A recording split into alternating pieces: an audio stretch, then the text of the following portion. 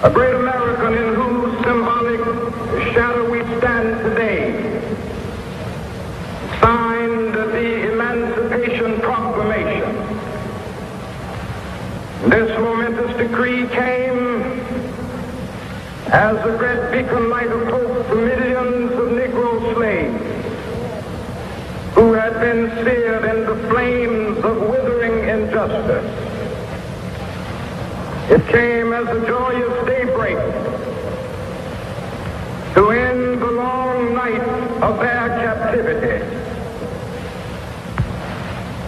But 100 years later, the Negro still is not free.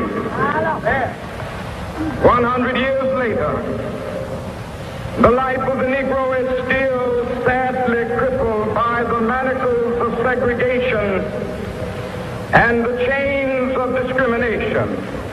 100 years later, the Negro lives on a lonely island of poverty in the midst of a vast ocean of material prosperity. 100 years later,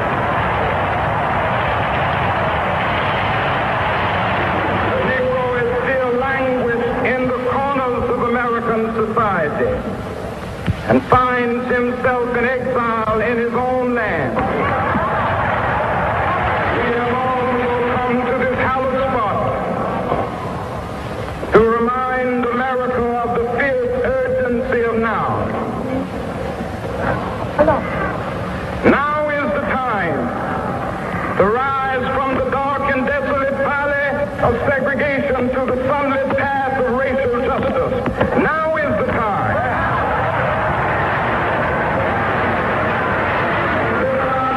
From the quicksand of racial injustice to the solid rock of brotherhood. Now is the time. Make justice a reality for all of God's children.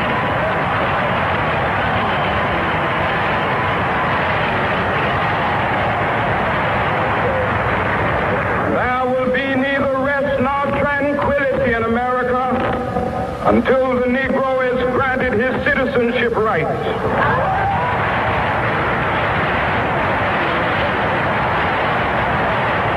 We must forever conduct our struggle on the high plane of dignity and discipline. We must not allow our creative protest to degenerate into physical violence. Again and again, we must rise to the majestic heights of meeting physical force with soul force. The marvelous new militancy which has engulfed the Negro community must not lead us to a distrust of all white people. For many of our white brothers, as evidenced by their presence here today, have come to realize that their destiny is part of our destiny.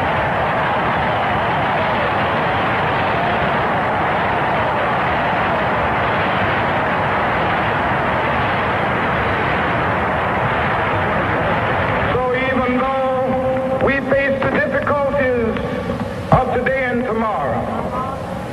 I still have a dream. Yes. It is a dream deeply rooted in the American dream. I have a dream that one day this nation will rise up and live out the true meaning of its creed. We hold these truths to be self-evident that all men are created equal. I have a dream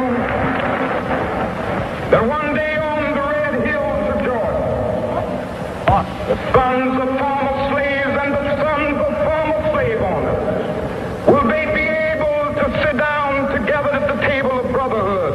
I have a dream that one day